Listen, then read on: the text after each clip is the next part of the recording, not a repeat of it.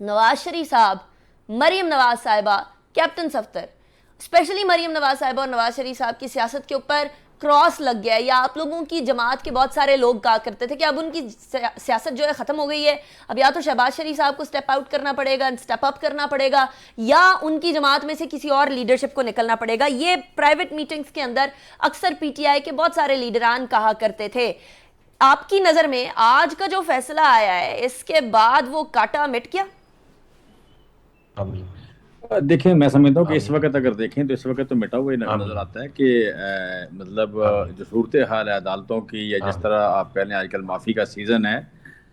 उससे तो यही लगता है कि आपका पूरा सिस्टम इंसाफ का हो या आइन का हो या कानून का, वो सारे कोलैप्स कर गया है। सो ये जो और आजकल मैं समझता हूँ शायद थोड़ा सा जजेस को या अदालतों को थोड़ा सा ना सब्र भी, टॉलरेंस भी बढ़ा लेनी चाहिए। जो एक इंटरनेशनली, हमारा तो कसूर नहीं है, इंटरनेशनली जो एक असूल है एक रैंकिंग का, उस रैंकिंग में जहाँ पे आते हैं वो उसका नतीजा यही हो सकता है। सो हम हनीफ अब्बासी को देखें, नवाज शरीफ साहब को 2 बार देखें, इसहाक डार साहब को देखें, मरीम नवाज साहब को देखें, कैप्टन सफदर को देखें, और इस मुल्क के ताकतवर लोगों को देखें, तो यहाँ पे आज तक यू कैन से कि सजा होती नहीं है, या अगर हो जाती है तो जो अदालत देती है वही अदालत, उसी तरह के जजेस कुछ 4 महीने 6 महीने जब वो डील तय हो जाती है, कोई कंक्लूड हो जाती है, तो फिर वो माफ़ कर देते हैं। सो मेरा सवाल तो ये है कि जो ये केस है इस वक्त एवन फील्ड का केस वो है जब नवाज शरीफ साहब खुद वज़ीर आज़म थे, उस वक्त बना था, इन्हीं की टीम थी, इन्हीं की हुकूमत थी। बाद में वो प्रोसिक्यूट हुआ, ये जो यू कैन से के शाहिद हकान अब्बासी साहब के दौर में, तो उसमें से सारी सजाएं हुई, उसमें कन्विक्ट हुए ये। तो उसके होते हुए ना हमने कोई केस बनाया, ना कोई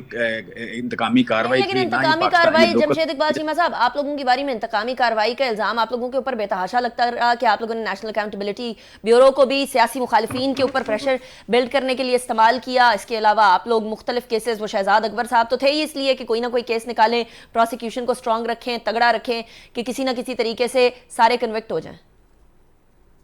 देखें, ये आप कह लें, मैं बात कर रहा हूँ पर्टिकुलर इस केस की बात कर रहा हूँ कि इस केस में जो आप कह लें मरीम नवाज साहब पे हुआ, ये नवाज शरीफ साहब पे हुआ, ये उस वक्त हुआ जब उनकी अपनी हुकूमत थी, और सजा भी उसी वक्त ही हुई। सो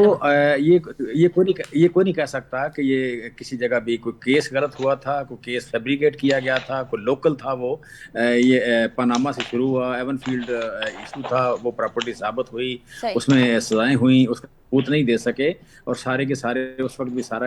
आप पहले इनकी सपोर्ट पे खड़ी थी जितना भी प्रोसिक्यूशन है, और दूसरा इसके बावजूद सजा हुई। और आज अगर माफ होती है तो ये एक बड़ा बदनमा दाग है, पाकिस्तान की हिस्ट्री में एक ब्लैक डे है ये।